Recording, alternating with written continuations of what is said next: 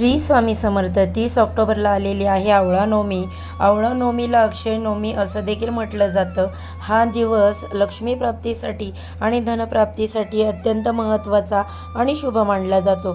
या दिवशी आपण जे काही उपाय करतो तर त्या उपायाचं आपल्याला मिळणारं फळ हे आपल्याकडे अक्षय राहतं आणि म्हणूनच या दिवशी आपल्याला 1 रुपये नाण्याचा एक अत्यंत प्रभावी उपाय करायचा आहे.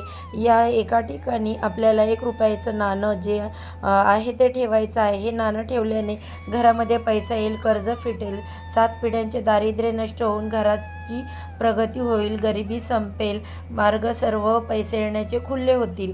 तर असं 1 रुपयाचं नाणं कुठे ठेवायचं, हा उपाय कसा करायचा याबद्दलची संपूर्ण माहिती एका मोठ्या व्हिडिओद्वारे मी तुमच्यासोबत शेअर केलेली आहे.